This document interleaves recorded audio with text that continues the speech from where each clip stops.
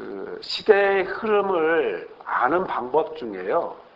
그 시대의 흐름을 아는 방법 중에 알 수 있는 방법이 하나 있는데 그건 뭐냐면 텔레비전을 많이 보면 돼요. 텔레비전을 많이 보면 시대의 흐름을 많이 볼 수가 있는데요. 옛날에 없었던 프로그램이 생기고 또 지금 있었지만 또 시간이 흘러가면서 없어지는 프로그램들이 있는데 예전에는 없었던 프로그램이 하나 있어요. 근데 요즘 들어 새로운 프로그램이 하나 생겼는데 텔레비전을 많이 보시는 분은 아마 보셨을 거예요. 사돈 처음 뵙겠습니다. 보셨어요? 사돈 처음 뵙겠습니다. 이게 일요일 밤인가? 이게 그때 하는 건데 저는 아마 재방송으로 한번 몇 번 본 것 같은데요. 내용은 뭐냐면 사돈끼리 한 번도 만난 적이 없는 거예요. 그래서 사돈끼리 서로 만날 수 있도록 도와주는 거예요. 왜 그러냐면 남자는 우리나라 사람이고 며느리는 외국 사람이에요. 베트남이라든가 우즈벡이라든가 여러 나라 사람들인데 그러니까 결혼은 해서 왔는데 남자가 가서 여자와 결혼을 해서 데리고 왔는데 한 번도 사돈끼리 만난 적은 없는 거예요. 그러니까 사돈끼리 서로 이렇게 인사할 수 있는 그런 상황이 되는 거죠. 대부분 상황은 좀 많이 어렵고요. 상황이 힘들고 또 나이가 많은 남편과 또 좀 젊은 이제 며느리 세댁으로 해서 와서 몇 년을 이렇게 지내다가 처음으로 한 번도 집에 한 번 못 갔는데 처음으로 이렇게 신청을 해갖고 오는 이런 프로그램입니다. 저는 그걸 보면서 많은 사람들이 울고 저도 보면서 눈물이 나는데요. 저는 개인적으로는 어떤 감동이다라고 표현하고 싶기보다는 좀 서글프다. 그런 모습이 생겨요. 왜냐하면 보고 싶어도 보지 못하는 어머니 아버지를 이렇게 간신히 한 번도 엄마 아빠를 보지 못하고 몇 년 동안을 지내오다가 이렇게 힘들게 어렵게 처음으로 이제 보게 되는 그러다 보니까 그 프로그램이 거의 뭐 눈물바다가 되죠. 이국 땅에 와갖고 혼자서 몇 년을 그렇게 힘들게 자기 마음을 알아주는 사람 하나 없고 또 입맛도 다르고 스타일도 다르고 행동도 예의 범절도 완전히 다른 이 나라에 와서 혼자서 힘들게 살아가는 걸 보면 참 어려웠겠다, 힘들었겠다 하는 그런 것들이 그대로 녹아져 보입니다. 그러다 보니까 제 눈에는 이제 감동보다는 좀 서글픈 그런 모습을 좀 보게 되는데 사실 우리나라가 이제 점점점 국제 결혼이 증가하고 있습니다. 한 15% 정도, 10%를 넘어서 이제는 한 15% 정도가 이제 결혼하는 쌍들이 국제 결혼이라고 그러네요. 시골 쪽은 뭐 거의 반 이상이 국제 결혼을 하고 있고요. 그러다 보니까 앞으로 우리나라가 많은 문제들을 이제 내포하게 될 겁니다. 이제 다문화 가정이 된다는 거예요.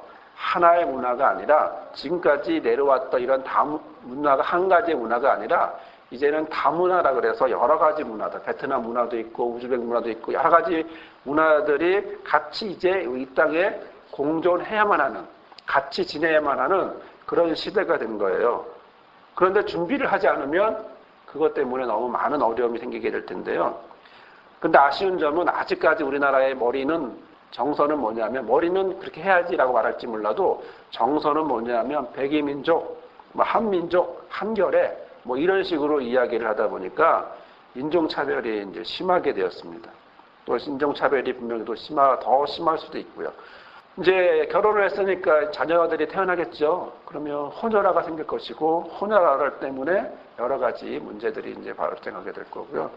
옛날 10여 년 전에는 시골의 문제가 뭐였냐면 농촌 총각 장가 때문에 힘들었는데 지금은 그들이 이제 외국에 가서 결혼을 해갖고 오니까 그들이 이제 초창기 결혼한 사람들은 지금 아이들을 낳기 시작했고 그리고 그 아이들이 지금 초등학교를 다니고 있어요. 그러니까 이제 반에 한두 명씩, 시골 애들은 반에 한두 명씩 혼혈아들이 같이 있게 돼 있어요.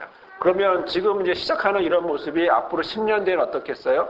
지금 결혼하는 이런 쌍들이 결국 10년 뒤에는 또 그들이 이제 초등학생들을 입학하게 될 텐데 그때는 일반적으로 많은 아이들이 그런 초등학교에 모양하게 될 것이고 15%가 결혼한다고 한다면 또 시골은 반이라고 한다면 앞으로 시골 학교는 한 반 정도는 혼혈아들과 같이 생활하는 일반적인 그런 모습이 될 거라는 거죠.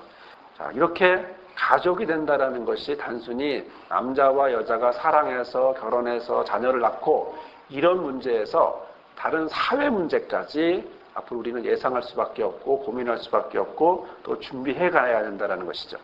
그런데 한국은 여전히 뭐가 남아있냐면 가족은 뭘로 구성되어 있다고 생각해요? 피, 혈연 공동체라는 거예요. 아직도. 여기에는 피로만 생각하고 그 울타리에 못 들어오게 하는 이런 행동들로 아직도 바뀌지 않는 것을 하고 있는데 이 문제는 우리가 빨리 우리의 생각이나 정서라든 이런 부분들이 많이 바뀌어야 될 그런 부분입니다. 자, 여하튼 가족이라고 하는 것이 이제 이렇게 탄생하게 되고 결혼과 함께 탄생하게 되는데 가족의 정의를 보면 가족이 어떻게 될까라고 봤더니 출생, 그리고 결혼 내지는 입양, 이 세 가지의 방법을 통해서 우리가 이제 한 가족이 됩니다. 그러면 가족에게서 떨어져 나갈 때는 어떻게 떨어져 나갈까요? 그럴 때는 죽음이라는 것을 통해서 이제 떨어져 나가게 되죠. 이제 가족에게서 나갈 때는. 그래서 이혼한다고 해도 법적으로 이혼일 뿐이지 사실적으로는 여전히 나의 아버지고 나의 어머니고 나의 자녀들이란 말이에요.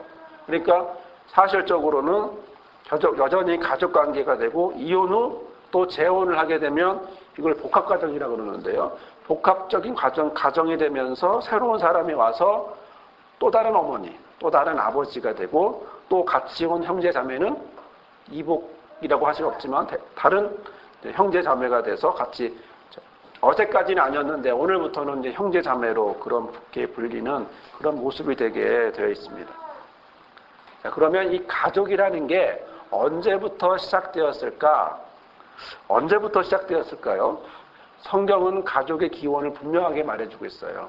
그건 뭐냐면 하나님이 만드셨다라고 얘기하고 있기 때문에 그렇죠. 창세기에 아담을 만들고 하와를 만들고 그들이 서로 한 몸이 되게 하면서 가족이 되게 하는 걸 보면 그러면 분명히 하나님이 가족을 만드셨는데 가족을 만들고 난 다음에 하나님이 가족에게 주신 게 있어요. 뭘 주셨나요? 창세기 1장 28절에 보면 하나님이 그들에게 복을 주시면서 뭐라고 하시냐면 생육하고 번성하고 땅에 충만하고 땅을 정복하고 바다의 고기와 공중의 새와 그리고 땅에 움직이는 모든 생물들을 다스려라 이렇게 이제 이야기를 하셨단 말이죠. 그러니까 하나님이 가족을 만들고 그 가정을 만들고 난 다음에 여기에 5가지의 복을 주셨는데 그것을 생육, 번성, 충만, 정복, 다스림이라고 하는 5가지의 이 복을 하나님 허락해 주셨단 말이에요. 그러면 실제로 우리 가족에게 우리 가족 안에 이런 5개의 모양이 5개의 모습이 있을까요? 여러분 우리 가족 안에 있는 게 있다면 실제로 우리 가족 안에 있는 게 있다면 과연 뭘까요? 우리 가족 안에 달리 표현을 하면 우리 가족이 갖고 있는 것 다시 다른 표현으로 말하면 내가 가지고 있는 가족에 대한 이미지 가족에 대한 생각은 과연 어떤 거냐는 거죠. 단편적으로 표현하면 들어가고 싶은 집이냐 들어가기 싫은 집이냐 이렇게 얘기할 수도 있겠죠.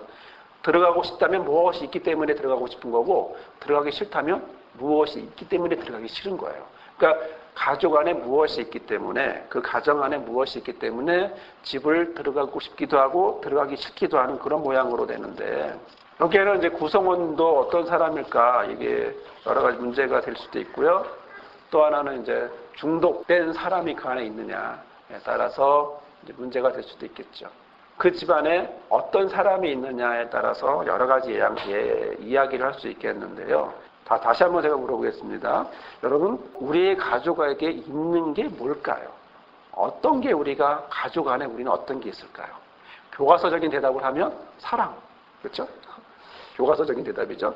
사랑, 대화, 3마디 대화, 그렇죠? 3마디 대화, 휴식, 놀이, 양육, 출산, 양육, 그다음에 그다음에 결혼하고 건강해지고 분가하고 이런 모양들이 가족 안에 있겠죠. 하지만 이건 교과서적인 이야기인데 실제로 우리의 모습 안에는 우리 가족 안에는 뭐가 있어요? 실제로 있는 건 폭력 있죠. 잔소리가 있죠. 또 외도가 있고요.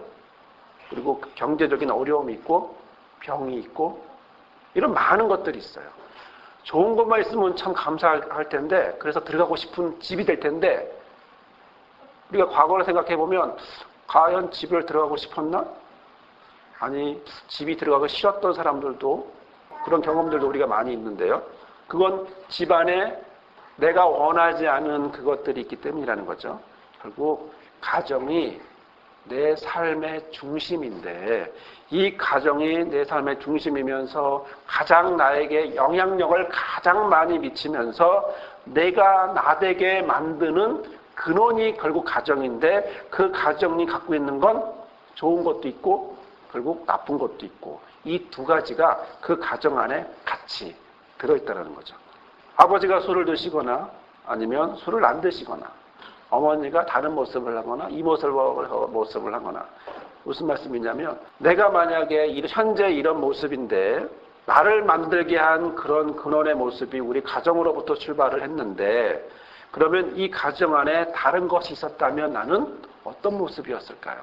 예를 들어 아버지가 술을 드시는 아버지였어요. 그런데 그 아버지를 때문에 많이 힘들었어요. 하지만 만약에 내 인생에 내 가정에 내가 태어난 집에 아버지가 술 드시지 않는 아버지였다면 어땠을까라는 거죠. 그러면 내 인생은 많이 바뀌었겠죠. 다른 모양을 했겠죠. 어머니 같은 경우에는 잔소리를 많이 한다. 그러면 어떤 모습일까요? 어떤 걸 희망하겠까요? 다른 잔소리를 안 하는 어머니로 바뀐다면 얼마나 좋을까? 이런 생각도 어렸을 때 많이 해봤던 것 같아요. 옛날 어떤 프로그램을 보니까 어메이징 스토리라고 해서 옛날 영화에서 보니까 그 나라는 부모님이 아이들에게 잘 보여야 돼요. 왜냐하면 아이들이 선택권이 있어. 마음에 안 들면 바꿔치기 할 수 있거든요. 엄마 아빠를 데리고 가서 어떤 상점에 집어넣고 그다음에 자기가 마음에 드는 아빠를 보면서 또 꺼내와서 또 그 집에 살고 이런 모습도 우리 상상 속에 실제가 아닌 이런 상상 속에 만들어내는 그런 모습이죠. 어렸을 때 그 영화를 보면서 참 공감했는데 지금 그 생각을 하니까 별로 안 좋은 영화 같아요. 내가 엄마 아빠가 되고 나서 보니까 별로 안 좋은 영화 같아. 근데 결국 이 가정이라고 하는 것이 결국 타락할 수도 있고 좌절할 수도 있고 쓰러질 수도 있지만 또 하나 그럼에도 불구하고 희망이 있는 건 그 가정 때문에 내가 세워질 수 있고 만들어질 수 있고 회복될 수 있다라고 하는 이 놀라운 사실이 가정 안에 있습니다. 우리가 겉으로 보기에는 좋은 거 하나 없지만 그럼에도 불구하고 하나님이 우리 가정을 향하여 이 5가지의 복을 주시면서 생육, 번성, 충만, 정복, 다스림이라는 이런 5가지의 복 주시면서 주셨던 이 5가지의 복이 실제로 우리 삶 속에, 가족 속에 있기 때문에 우리를 또 하나님은 회복시키시고 성장시키시는 이런 모습으로 이제 우리를 이끌어 주십니다. 이렇게 가족 얘기를 하게 된 것은 오늘 우리에게 주시는 말씀이 가족에 대한 이야기가 있기 때문에 그렇습니다. 더 정확히 표현하면 어떤 가족에 대해 소개한 것이 아니라 예수님이 어떤 가족관을 갖고 계시는지를 분명하게 말하기 때문입니다. 예수님은 가족에 대해서도 분명한 가족관을 갖고 계셨는데 31절에 보면 때에 예수의 모친과 동생들이 와서 밖에 서서 사람을 보내어 예수를 부릅니다. 예수님은 지금 무리들과 함께 있었습니다. 무엇을 하고 있었습니까? 거기에는 가르침이 있었고요. 거기에는 전도가 있었고요. 거기에는 예수님의 3대 사역인 치유가 있었어요.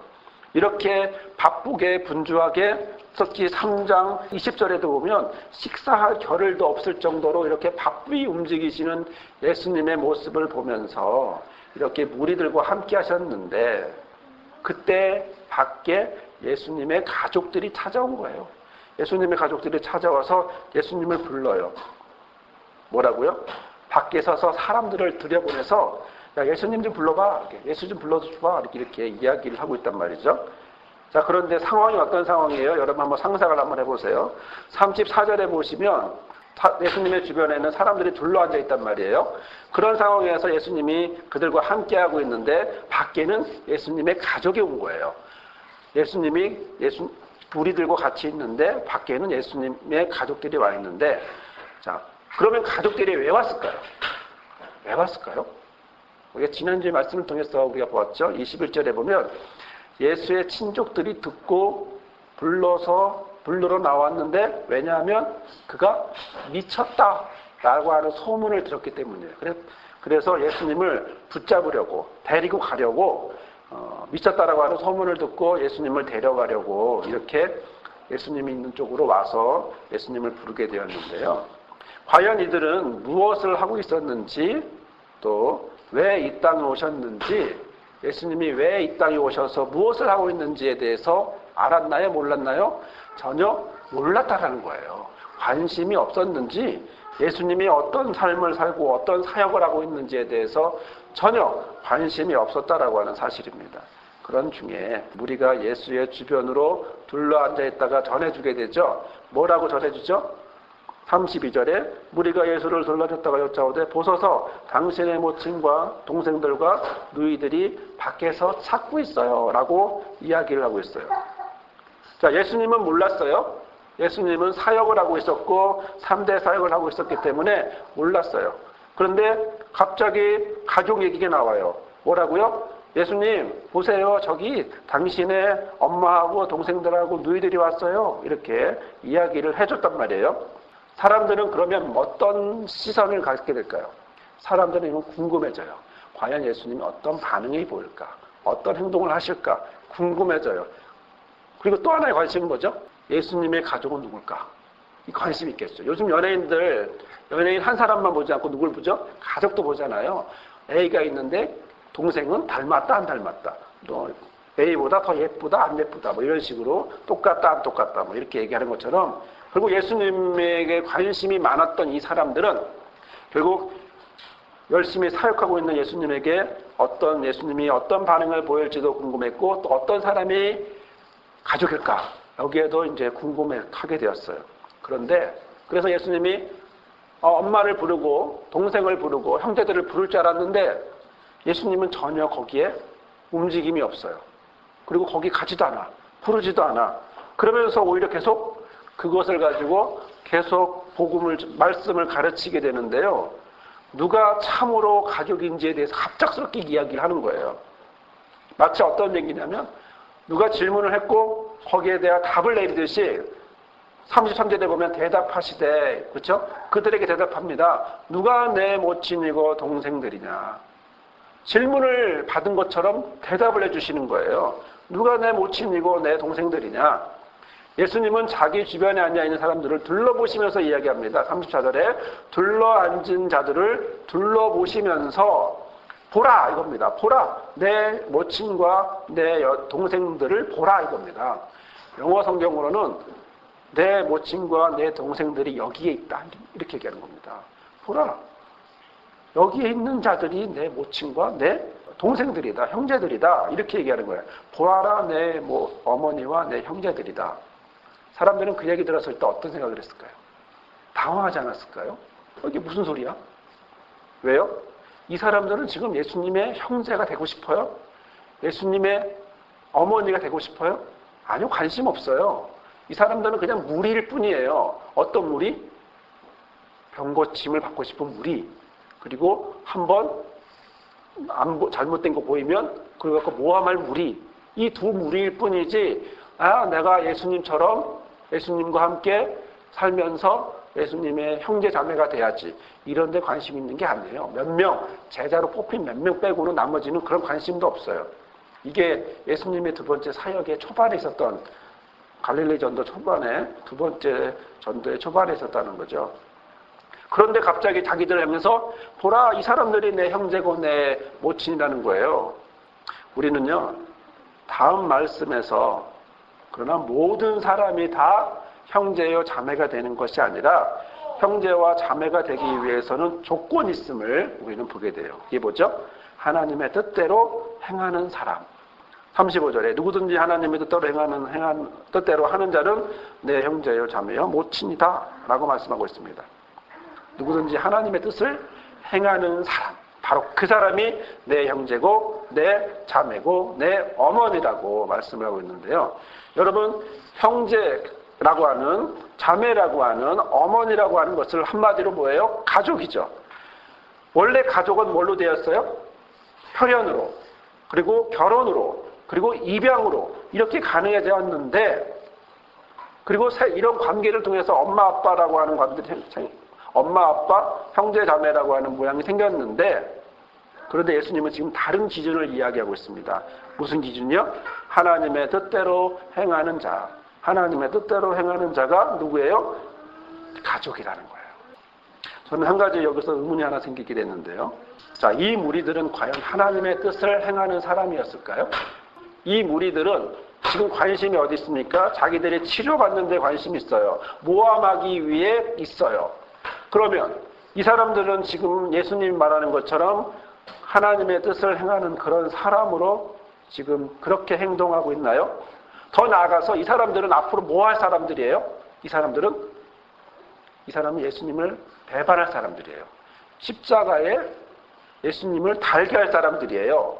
그럴 사람들인데, 그래서 결국 하나님의 뜻도 모르고, 그리고 저가 메시아라고 하는 사실도 모르고, 그리고 죽게 하는 그런 사람들인데, 다시 말하면 현재 이 사람들은 하나님의 뜻과는 전혀 무관한 사람들이라고 하는 사실이죠. 자, 그런데 그런 사람들을 향하여 예수님이 말하고 있습니다. 보아라, 내 어머니와 내 형제들이다. 내 어머니와 내 형제들이다. 내 어머니와 내 형제들이다 라고 말하고 있는 겁니다. 이 사람들이 싹시 노란 애들을 보고 내 형제요, 내 자매요, 내 어머니라고 얘기하는 거예요. 저는 예수님의 눈이 이상한 눈 같아요. 그렇죠? 검은 걸 희다라고 말하니 앞으로 배반할 이 인간들을 향해서 내 형제요, 내 자매라고 얘기하니, 내 어머니라고 얘기하니 예수님의 눈은 희한한 눈이에요. 하지만 예수님의 눈은 우리 눈과 달리 그들을 바라보는 시각이 달랐다는 거죠. 그리고 그들을 바라볼 때 예수님은 바로 하나님 안에서 그들이 바로 미래의 형제요 자매가 될 거라고 하는 사실을 보았고, 그래서 그들을 향해서 지금 아닐지라도 미래에는 반드시 하나님의 형제고 자매가 될 거라고 하는 사실을 분명히 알았기 때문에 그를 향하여 직접적으로 단호하게 말하고 있는 겁니다. 보아라, 내 어머니고 내 형제들이다. 자, 그러면 그럼 어떻게 해야 정말 가족이 될 수 있을까요? 여기 기준으로 나와 있는 조건으로 말하고 있는 하나님의 뜻을 행한다라고 할 때 어떻게 하면 하나님의 뜻을 행할 수 있을까요? 조건은 하나님의 뜻을 받아야겠죠. 그렇죠? 하나님의 뜻을 모르는데 어떻게 하나님의 뜻을 행하겠어요? 즉 하나님의 뜻을 받아야 돼요. 받고 그리고 그것을 행해야겠죠. 그러면 뜻은 어디에 있을까요? 뜻은 이미 하늘에 있다라고 하는 사실입니다. 주기도 묻는 우리에게 너무나 핵심적인 복음의 사실을 이야기해주고 있어요. 핵심을 얘기해주고 있어요. 하나님의 뜻이 어디 있어요? 하늘에 있어요. 이미 하늘에서 이루어졌고, 그리고 그 뜻이 어디요? 땅에서도 이루어질 것이다 라는 것입니다. 자, 하나님의 뜻대로라고 말하는 이것은 과연 무엇일까요? 하나님의 뜻대로, 하나님의 바람이겠죠. 하나님의 뜻대로라는 말이 뭐예요? 하나님이 원하시는 거예요? 하나님이 바라시는 거예요? 하나님의 마음을 알고 행하는 거예요. 결국 하나님의 마음이라는 거예요. 뜻대로라고 하는 말은 결국 다른 표현으로 하나님의 마음을 알고 마음대로 행하고 그 뜻을 행하는 것이죠. 여러분, 지금은 대림절 기간이에요. 자, 우리가 지금 대림절 기간을 맞이해서 이렇게 있는데, 예수님이 오신 것은 결국 우리를 가족으로 삼기 위해서입니다. 양자의 영을 주시기 위해서입니다. 그래서 우리를 하나님을 아버지라고 부를 수 있도록 하나님 하시도록 하기 위해서 예수님이 우리 가운데 오셨어요. 사랑하는 성도 여러분, 우리는 여기서 무엇이 하나님의 뜻인지를 우리는 보게 됩니다. 그것은 아들을 보내면서 그 아들이 결국 가족으로 만드는 바로 이러한 모습을 하게 된다는 거죠. 하나님이 만드신 조직이 있는데 세 가지가 있습니다. 첫 번째는 가족입니다. 두 번째는 교회죠. 그 다음에 세 번째는 하나님의 나라. 이 세 가지를 만들었어요. 그런데 놀라운 사실은 이 세 가지에는 공통점이 있어요. 뭘까요? 하나님의 뜻이라는 거예요. 하나님의 뜻대로 가정이 세워지는 것이고요. 교회도 하나님의 뜻대로 세워지는 것이고요. 또 하나님의 나라도 하나님의 뜻대로 세워진다고 하는 사실이에요. 이 세 가지, 다른 것은 인간들이 만들었지만 그러나 하나님이 만든 이 가정, 교회, 하나님의 나라라고 하는 이 세 가지는 하나님의 마음을 담아서 실현될 수 있는 것이기 때문에 하나님은 이것을 너무나 중요하게 여기고, 그래서 마치 내 형제요, 내 자매라고, 내 어머니라고 말하는 그 무리들을 향하여 무엇처럼 느껴져요? 교회처럼 느껴지죠. 그 안에 무엇이 임하기를 원해요? 하나님의 나라가 임하기를 원하죠. 결국 가정은 교회고, 교회는 하나님의 나라라고 하는 이 세 가지가 빙글빙글 돌아가면서 결국 하나가 되고, 그 핵심은 하나님의 뜻, 하나님의 마음, 하나님의 의지, 하나님의 결단, 하나님이 원하시는 것, 바로 그것이 이 세 가지 안에 그대로 녹아져 있다는 사실을 우리는 보게 됩니다. 누구든지 하나님의 뜻대로 행하는 자는 내 형제고 내 자매고 내 모친이다 라고 주님은 말씀하고 있습니다. 바울은 하나님의 뜻대로 사도가 된 사람입니다. 성경에 보니까요, 하나님의 뜻이라고 하는 말이 30번 정도 나와요. 많이 나오죠. 그 중에 하나는 뭐냐면 바울이 하나님의 뜻대로 사도가 됐다는 거죠. 하나님의 뜻대로 살아간다는 건 뭐겠습니까? 전 인생을 하나님의 뜻에 맡긴다는 거죠. 또 우리가 하나님의 뜻대로 기도하는 것도 역시 하나님의 뜻대로 기도하는 것입니다. 예를 들어 로마서 8장 27절에 마음을 감찰하시는 이가 성령의 생각을 하시나 이는 성령이 하나님의 뜻대로 성도를 위하여 간구하신다. 즉 성령과 하나님의 뜻과 성도와 기도는 같이 안 물려간다는 거죠. 그러니까 내 기도가 누구의 뜻에 맞아야 된다는 거예요? 하나님의 뜻에 맞아야 된다는 거죠. 성령의 인도함 받아서 하나님의 뜻에 맞아야 되고요. 또 고린도후서 7장 10절에 보면 하나님의 뜻대로 하는 근심은 후회 없는 것이 없는 구원에 이르게 하는 회개에 이르는 것이다. 이렇게 말씀하시고, 우리가 너무나 잘 아는 것이 있죠. 범사에 감사하라. 이는 그리스도 예수 안에 너희를 향하신 뭐예요? 하나님의 뜻이다라고. 뜻. 저는 이 말씀에서 범사에 감사하라. 이는 그리스도 예수 안에서 너희를 향한 하나님의 뜻이라고 할 때 감사한 게 뭐냐면요. 이는 너희를 향한 하나님의 명령이라고 하지 않아서 감사해요. 왜냐하면 하나님의 뜻이라는 거예요. 범사에 감사하라. 쉬지 말고 기도하라. 이런 것이 우리의 표현으로는 명령어처럼 보이지만 실제로는 뭐예요? 너희들이 범사에 감사하는 것이, 쉬지 말고 기도하는 것이, 이러한 모습이 뭐예요? 하나님의 바램이라는 거예요. 하나님의 명령이라는 것은 안 하면 안 되는 거지만 바램이라는 건 뭐죠? 할 길을 하나님이 원하신다는 것이고, 그렇게 하나님 우리를 이끌어 주신다라고 하는 얘기 때문에 그렇죠. 자, 그리고 또 여러 가지 말씀도 있지만 그 중에 하나만 마지막으로 더 하나 하면 베드로전서 4장 2절에 보면 그으로는 다시 사람의 정욕을 쫓지 않고 오직 하나님의 뜻을 쫓아 육체의 남은 때를 살게 하려 합니다. 그러니까 나의 삶의 모든 것도 결국 누구에 따라서? 하나님의 뜻에 따라서, 이렇게 말씀하고 있는 것이죠. 우리가 예수 안에 있습니다. 예수 안에 있는다고 하는 것은 우리가 무리들처럼 그렇게 살아가는 모습이 아니고, 우리가 예수 안에 있다라고 하는 것은 하나님의 뜻, 하나님의 마음, 하나님의 결단, 하나님의 의지, 하나님의 생각을 받고 뜻이 하늘에서 이루어졌기에 땅에 있는 우리가 그것을 받아서 행하는, 그러나 우리의 힘으로 하는 것이 아니라 아까 기도도 성령의 인도함 따라 하듯이 인도함 받아서 행하는 그런 모습이라고 하는 사실입니다. 사랑하는 성도 여러분, 하나님의 뜻대로 행하는 자는 예수님의 가족입니다. 하나님의 뜻 안에서 하나님의 마음을 충만히 받은 사람은 예수님의 가족입니다. 건강한 가족은 하나님의 뜻을 알고 행하는 것입니다. 그러기에 저와 여러분의 가족이 또 이렇게 교회 안에서 가족이 된 것이, 그리고 우리의 삶 가운데 하나님의 나라가 이루어지기를 소망하는 것이 곧 하나님 안에서 뜻을 행하는 그런 모습이라고 하는 사실입니다.